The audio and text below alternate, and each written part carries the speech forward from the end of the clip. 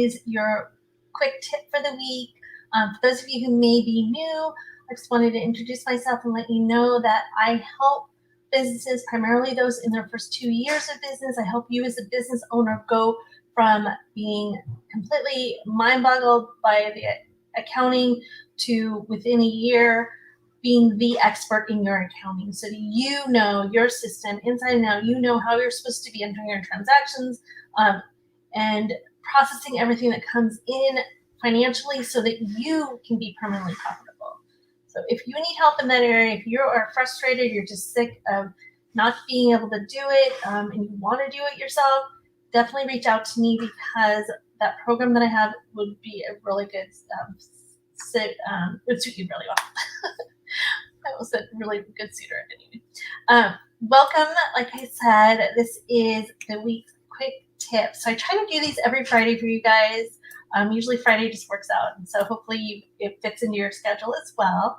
But today we're talking about common mistakes that are keeping you from really implementing profit first in your business.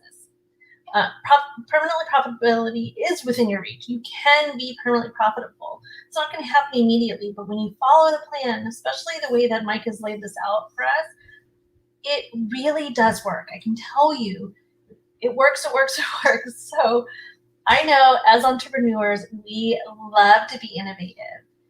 But let me just say, instead of trying to be innovative with the way you do profit first in your business, I would like to ask you to follow the steps that Mike lays out in Profit First. Be innovative in other areas in your business. Maybe be innovative in cutting those expenses and coming up with other ways to do things in your business that maybe will cost you less money down the line. So leave the innovation to your own business and the things that you want to do. Please just follow the steps that you laid out. Today I'm going to go through, like I said, I'm going to tell you the mistakes that you're making that are making this feel frustrating, making it feel like this is never going to work. And it's not working if you are just jumping in and doing it the way that you want to do it instead of doing it the way that it is laid out. Follow the plan. We have a plan. We're going to stick to it, okay? So the main thing that I see, and I was doing a mastermind yesterday, and these questions came up. Every question that someone asked me was related to the core principles of Profit First. There are 4 of them, you guys. 4. That's it. There are 4 things that you have to do, and people really, really don't want to follow them. And like I said, I completely understand, but please bear with me and just do it. Okay, so what are they? If you're new, you may not know. So the first one is to use small plates. That means open your bank accounts. Open those 5 accounts. It's not going to take you very long. You sit down with the banker. They do all the work. You're just sitting there waiting for them to finish up, really. And then it's done. And you can start implementing this in your business. And even if you're only taking 1% and putting it away into an account called Profit to start off with, you're going to see it builds up so fast over time. And before you know it, you're like, oh, this seems pretty easy. It's really proving to yourself that this can work. So open those 5 accounts and just get started. Do not make an excuse to not do it. Oh, the other thing I didn't even put in my notes, but do not try to do this on a spreadsheet, because it just doesn't work that way. The whole idea of Profit First is that it's habit-based cash management system that works with your habit of checking your bank account to see how much money's in there. And if you are trying to do this on a spreadsheet and you're not opening the accounts, you're just kind of organizing it in the spreadsheet so that the money's, that's just not doing it. It's not going to help you do this. You're not going to be able to open your bank account and look at your income account and go, hold on, there should be money in there. Or look at your expense account and think, oh my gosh, what's going on? Like, doing this informs you about your business on the fly in ways you just can't do if you have that one bank account. And who wants to have more work to do anyway? Why would you want to do a spreadsheet? I mean, maybe you have free time that you want to do that, but really, if you're already using an accounting system, or even if you're not, it makes it so easy. The transactions come in directly from the bank. You can balance them. That's the other thing. You cannot balance things if you're using a spreadsheet. It's not going to let you know if maybe you double entered something or maybe you missed something. So I would just say, okay, use the small plates. That's the first one, right? 5 accounts. Set them up. 2, serve sequentially. Now, this means that when you get your income into the income account and you're going to sit down and do your allocation, you're going to put it in all of the accounts first before you pay anything. You don't want to pay any bills out until the money's been moved. You don't want to pay the bill from the income account and then have to move it over and cause any frustration for yourself.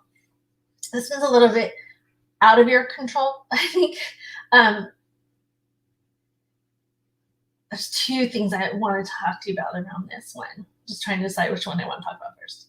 Okay, those of you who have a merchant account, this part's going to be a little weird for you, I'll be honest, but it can be simple and easy because guess what? The merchant processors often take their fees out, right? That's actually from operating expense. They take their fees out before the money gets deposited into your account. So you got to make sure that when you are calculating your numbers for your percentages, you are using the gross amount. You want to add those fees back in to do your calculation so that you have the correct amount. And then it's pretty easy. Say you ended up with $100 needing to go into the expense account, but you had $20 in fees. Now you only transfer $80 to that expense account.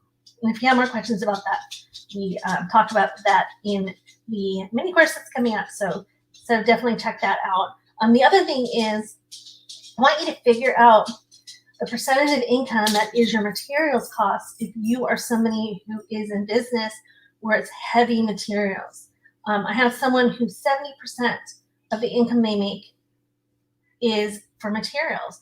So this person, if you make $100, you cannot do your profit first numbers off of $100. You need to deduct 70%, and then the $30 is actually the amount of income you have that you can disperse to those other accounts. I just want to make so serving sequentially, I think those things are really tied in together. So make sure that you're not making those mistakes so that you're transferring the correct amounts and you're not feeling like, I don't have enough or I need to move money around, because we really want you to get to the point where you're never moving the money. We really want to break that habit of just transferring money when you need it. So what happens if you figure out my percentages aren't working? I need this to be a little different. Don't transfer money. The next time you do an allocation, you can make those changes in the percentages. So you can change your percentages at that point. Don't move money over. That's a bad habit to get into. 3, remove temptation. So the 3rd core principle is to remove temptation. And we know that means take your profit money and your tax money and get them out of your primary bank account. You do not want them where you can see them. Yes, you will have a profit account and a tax account at your primary bank. And you'll recall, the reason we do that is because we want that income account to be 0 when our allocations are done. That's what allows us to know what's going on in the business based on the income account.